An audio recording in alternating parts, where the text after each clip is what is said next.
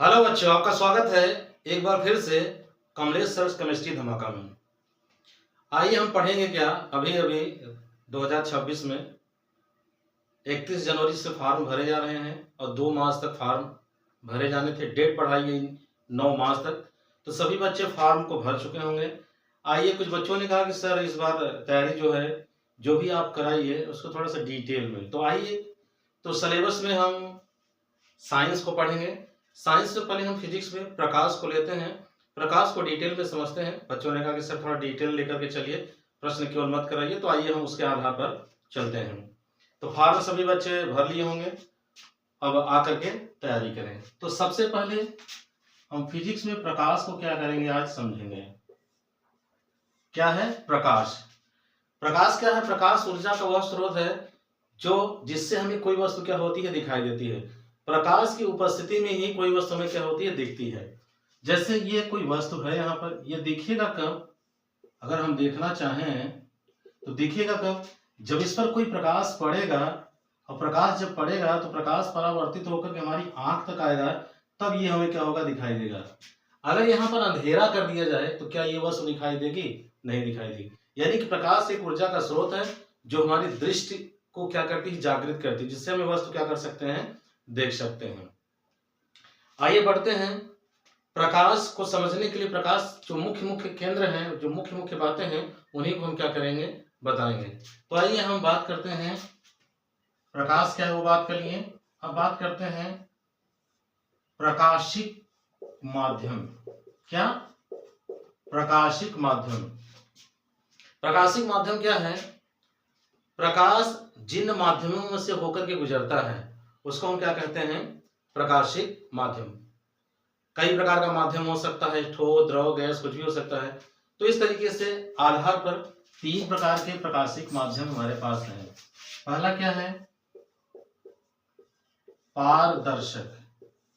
पारदर्शक माध्यम वह माध्यम जिसमें से प्रकाश पूरा पूरा क्या हो, अधिकांश भाग क्या हो सके, आर पार हो सके, उसको हम क्या कहते हैं, पारदर्शक माध्यम कहते हैं। जैसे वायु हो गया, कांच हो गया। वायु यहाँ पर हम देख रहे हैं, जो भी प्रकाश आ रहा है वो हमारे पास तक आ रहा है, आर पार हो गया है। कांच है, कांच में से अगर कांच रखा गया है, इसमें प्रकाश का अधिकांश भाग क्या होता है, आर पार गुजर जाता है। तो ऐसा माध्यम जिसमें से प्रकाश का अधिकांश भाग गुजर जाता है उसको क्या कहते हैं, प्रकाशिक माध्यम कहते हैं, पारदर्शक माध्यम कहते हैं। प्रकाशिक माध्यम का मतलब है कि जिस माध्यम से प्रकाश होकर गुजरता है। तो पारदर्शक माध्यम वह माध्यम है जिससे प्रकाश का अधिकांश भाग क्या हो, आर पार होकर गुजर सके, पारदर्शक माध्यम। दूसरा माध्यम पारभाषक। पारभाषक माध्यम तो ऐसा माध्यम जिससे से प्रकाश का आंशिक भाग, थोड़ा सा ही भाग क्या हो, आर पार गुजर सके, उसको क्या कहते हैं हम, पारभाषक माध्यम। थोड़ा सा ही प्रकाश, जैसे कांच हो जाए और कांच को क्या कर दिए, घिस दीजिए, तो घिसा हुआ कांच, जब कांच को हम घिस देंगे तो प्रकाश का थोड़ा सा ही भाग क्या होगा, आर पार गुजरेगा, उससे ज्यादा गुजर नहीं पाएगा। घिसा हुआ कांच, घिसा हुआ कांच। दूषित जल, दूषित जल, गंदा जल। जल अगर हमारे पास किसी कांच के बर्तन में रखा गया है, साफ जल है, तो यहाँ कोई वस्तु रखी है तो हमें स्पष्ट दिखाई देगी। लेकिन अगर जल को हम दूषित कर देंगे, वस्तु स्पष्ट दिखाई देगी, थोड़ा सा दिखाई देगी। इसका मतलब इस पर प्रकाश तो पड़ रहा है लेकिन थोड़ा मात्रा क्या हो रहा है, हमारी आंख तक, हमारे पास तक क्या हो रहा है, पहुंच रहा है। तो जिसमें से प्रकाश का थोड़ा सा ही मात्रा गुजर पाए जिस माध्यम से, उसको हम क्या कहते हैं, पारभाषक। पारभाषक का मतलब हुआ थोड़ा सा क्या हो रहा है, आभास हो रहा है। तो आइए आगे बढ़ते हैं। ये हो गया पारभाषक माध्यम। तीसरा क्या है, अपारदर्शक माध्यम। कौन सा माध्यम? अपारदर्शक माध्यम। ऐसा माध्यम जिससे प्रकाश का भाग एकदम गुजरता ही नहीं, प्रकाश वहां से होकर के जा ही नहीं पाए, गुजर ही नहीं, उसको हम क्या कहते हैं, अपारदर्शक माध्यम। जैसे ईंट हो गया, पत्थर हो गया, एक दीवार हो गया, इन सब में से प्रकाश आर पार नहीं हो पाएगा। तो इस प्रकार के माध्यम को हम क्या कहेंगे, अपारदर्शक माध्यम। तो इस तरीके से प्रकाश गुजरने के आधार पर पारदर्शक माध्यम, पारभाषक माध्यम, अपारदर्शक माध्यम। ज्यादा से ज्यादा प्रकाश आर पार हो जाए जिस माध्यम से, वो पारदर्शक माध्यम। थोड़ा सा प्रकाश आर पार हो उसको पारभाषक माध्यम। प्रकाश एकदम आर पार न हो उसको क्या कहेंगे, अपारदर्शक माध्यम। इस तरीके से प्रकाश क्या है और प्रकाशिक माध्यम क्या है इसके बारे में हमने चर्चा किया। आइए आगे बढ़ते हैं और इसको हम समझते चलते हैं, इसमें बढ़ेंगे आगे। आइए अब समझते हैं कि प्रकाश पुंज क्या है। प्रकाश पुंज, प्रकाश पुंज,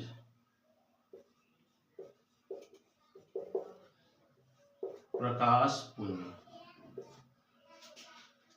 प्रकाश की किरणों के समूह को, जो प्रकाश किरण ढेर सारी एकत्रित हो जाए उनके समूह को हम क्या कहते हैं, प्रकाश पुंज कहते हैं। ये 3 प्रकार का होता है प्रकाश पुंज।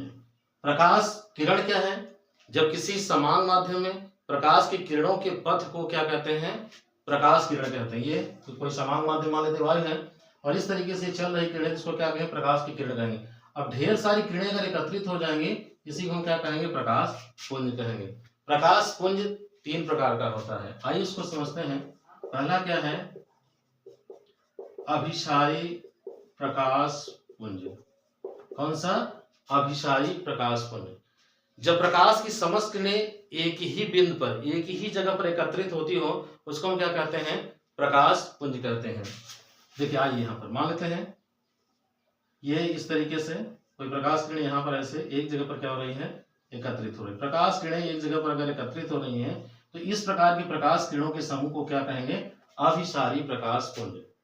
बाएं से प्रकाश की किरणों को हमेशा बाएं से दाएं चलता हुआ दिखाया जाता है। अगर हम यहाँ पर ऐसे इसको बनाएं इस तरीके से, आइए, और ये प्रकाश एक जगह पर एकत्रित, यहाँ भी एकत्रित हो रहा है, यहाँ पर भी एकत्रित हो रहा है, लेकिन सही हमारा ये है, लेकिन ये रॉन्ग है, क्योंकि नियम क्या होता है, प्रकाश की किरणों को कहां से चलता हुआ दिखाया जाता है, बाएं से दाएं चलता हुआ क्या किया जाता है, दिखाया जाता है। तो ये हमारा रॉन्ग हुआ। इस तरीके का चित्र अगर देखेंगे तो गलत है, और ये हमारा क्या है कि क्योंकि प्रकाश किरणों को कहां दिखाया जाता है, बाएं से दाएं चलते हुए दिखाई दिया जाता है।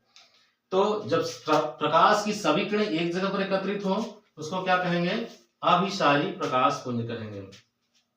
दूसरा है अपसारी प्रकाश पुंज। जब प्रकाश की समस्त किरणें किसी एक जगह से आती हुई प्रतीत हो, एक जगह से फैलती हुई प्रतीत हो, उसको हम क्या कहते हैं, अपसारी प्रकाश पुंज। इस तरीके से आइए देखते हैं, ये तीर का निशान बना लेंगे, ये देखिए। तो अब ये लग रहा है कि सभी किरणें कहीं से आती हुई क्या हो रही है, प्रतीत हो रही है। सभी जगह एकत्रित हो तो अभिसारी, अगर एक जगह से फैलती हुई नजर आए तो क्या होंगे, अपसारी प्रकाश पुंज कहलाएंगे। आइए तीसरा क्या है, तीसरा है समांतर प्रकाश पुंज। कौन सा, समांतर प्रकाश पुंज। जब प्रकाश की समस्त किरणें एक दूसरे के क्या हो, समांतर हो, इस तरीके से, तो इस प्रकार की प्रकाश किरणों को क्या कहेंगे, समांतर प्रकाश पुंज। इसलिए प्रकाशिक माध्यम भी 3 प्रकार का और प्रकाश पुंज भी कितने प्रकार का, 3 प्रकार का। अभिसारी, प्रकाश किरणें एक जगह पर एकत्रित होती है तो उसको अभिसारी। अपसारी, कहीं से फैलती हुई नजर आए, अपसारी। समांतर हो तो उसको क्या कहेंगे, समांतर प्रकाश पुंज कहेंगे। इस तरीके से हमने प्रकाश क्या है, प्रकाशिक माध्यम क्या है और प्रकाश पुंज क्या है, इसको हमने समझ लिया है। अब आगे बढ़ेंगे, प्रकाश का परावर्तन क्या है उसको हम समझेंगे, आगे की तरफ बढ़ेंगे। तो ये आज का पहला क्लास आज जो कि हम स्टार्ट किए हैं। बच्चों ने कहा कि सर कुछ डिटेल में चलिए, तो हम डिटेल में चल रहे हैं और आगे की तरफ हम क्या करेंगे, बढ़ेंगे। हम इस चैप्टर को यह भी कर सकते हैं कि समतल पृष्ठों पर हम प्रकाश के परावर्तन के बारे में हम क्या कर रहे हैं, समझ रहे हैं। तो आइए आगे बढ़ते हैं और देखते हैं। ये बात जरूर समझना होगी, धीरे धीरे समझते चलते हैं। इस बार हम अच्छी तरीके से पूरा डिटेल में चलेंगे और समझेंगे। आइए अब हम पढ़ेंगे समतल पृष्ठों पर ये प्रकाश का परावर्तन के बारे में हम अध्ययन कर रहे हैं। अब आइए हम प्रकाश का परावर्तन क्या है उसके बारे में समझते हैं। जब कोई प्रकाश एक माध्यम से आए और किसी भी समतल पृष्ठ से टकराए और उसी माध्यम में क्या हो जाए, वापस लौट जाए, इस प्रकार की घटना को हम क्या कहते हैं, प्रकाश का परावर्तन। कोई पृष्ठ हो, चिकना या पालिशदार हो, चिकना या पालिशदार हो, और उससे अगर प्रकाश किरण टकराए और फिर उसी माध्यम में, मान लेते इधर वायु है, इधर जल है, उसी माध्यम में प्रकाश किरण वापस लौट जाए, इस प्रकार किरण को प्रकाश का क्या कहते हैं, परावर्तन। तो प्रकाश का परावर्तन क्या है ये यहाँ पर समझा। अब यहाँ पर देखिए कुछ मुख्य बातें। ये जो किरण आ रही है इसको कहेंगे आपतित किरण। क्या कहेंगे, आपतित किरण। आकर यहाँ पर टकरा रही है, ये जो वापस लौट रही है इसको क्या कहेंगे? परावर्तित किरण। वापस लौटने वाली किरण को क्या कहेंगे? परावर्तित किरण कहेंगे। और यहाँ पर एक लाइन खींची गई है, इसको कहा जाएगा अभिलंब। क्या कहा जाएगा? अभिलंब। ये इस पर जो प्रकाश किरण टकरा रही है इसको क्या कहेंगे? परावर्तक पृष्ठ। क्या कहेंगे? परावर्तक पृष्ठ। यानी ये क्या कर रहा है? परावर्तन का काम कर रहा है। अब ये देख रहे हैं जो अभिलंब और आपतित किरण के बीच बना जो कोण है इसको आई से दिखाएंगे और इसको बोलते हैं आपतन कोण। क्या कहते हैं? आपतन कोण। इसको किससे दिखाते हैं? आई से। और ये देखिए अभिलंब और परावर्तित किरण के बीच जो कोण बनता है उसको क्या कहते हैं? परावर्तन कोण। क्या कहते हैं? परावर्तन कोण। तो इस तरीके से ये आपतन कोण और क्या है? परावर्तन कोण। तो यहां पर कोई चिकना या पालीदार सतह हो, कोई प्रकाश किरण आए टकराए और टकरा कर फिर उसी माध्यम में लौट जाए, इस प्रकार की घटना को हम प्रकाश का परावर्तन कहते हैं। ये जो लाइन खींची गई अभिलंब और आपतित किरण के बीच जो कोण बना है इसको आपतन कोण कहेंगे, इसको आई से दिखाते हैं। अभिलंब और परावर्तित किरण के बीच जो बना कोण है उसको क्या कहेंगे? आर कहेंगे और इसको क्या कहते हैं? परावर्तन कोण कहते हैं। इस तरीके से इस बात को हमने समझ लिया। तो परावर्तन क्या है? प्रकाश किरण आके टकरा करके किसी चिकने माध्यम से फिर उसी माध्यम में वापस लौट जाए, इस प्रकार की घटना को हम क्या कहते हैं? प्रकाश का परावर्तन कहते हैं। आइए आगे बढ़ते हैं, परावर्तन के नियम को समझते हैं। प्रकाश के परावर्तन के नियम। प्रकाश के परावर्तन के दो नियम हैं। कौन कौन सा नियम? प्रथम नियम और कौन सा? द्वितीय नियम। प्रकाश का परावर्तन का प्रथम नियम क्या है? आपतित किरण, ये देखिए आपतित किरण, परावर्तित किरण, अब अभिलंब पर खींचा गया ये अभिलंब, ये तीनों एक ही पृष्ठ पर होते हैं। आपतित किरण, परावर्तित किरण और अभिलंब ये क्या होते हैं? तीनों ही एक ही तल में होते हैं। ठीक, तो ये परावर्तन का क्या है? प्रथम नियम। आपतित किरण, परावर्तित किरण और आपतन बिंदु, इसको बोलते हैं आपतन बिंदु। ये इसको बोलते हैं आपतन बिंदु। आपतन बिंदु पर खींचा गया अभिलंब तीनों एक ही पृष्ठ या एक ही तल में होते हैं, इसी को क्या कहते हैं? परावर्तन का प्रथम नियम। परावर्तन का प्रथम नियम और क्या आएंगे? परावर्तन का द्वितीय नियम। कौन सा नियम? द्वितीय नियम। आपतन कोण सदैव परावर्तन कोण के बराबर होता है, यानी कि कोण आई बराबर कोण आर। अगर ये कोण 30 अंश का है तो ये भी कोण कितना होगा? 30 अंश का। कोण ये 60 अंश का है तो ये भी कितना होगा? 60 अंश का होगा। तो इस तरीके से आपतन कोण और परावर्तन कोण हमेशा क्या होते हैं? आपस में बराबर होते हैं। इससे संबंधित प्रश्न कभी कभी पूछा जाता है कि आपतन कोण का मान आई का मान 30 है तो परावर्तन का कोण का मान क्या होगा? तो परावर्तन का कोण वैल्यू कितनी हो जाएगी? परावर्तन कोण कितना हो जाएगा? वो भी 30 अंश हो जाएगा। इस तरीके से प्रश्न पूछे जाते हैं। कभी कभी ये प्रश्न पूछा जाता है, आइए समझते हैं। ये इस तरीके से अभिलंब है, कहा जाएगा कि परावर्तक पृष्ठ और आपतित किरण के बीच खींचा जो कोण होता है 60 अंश।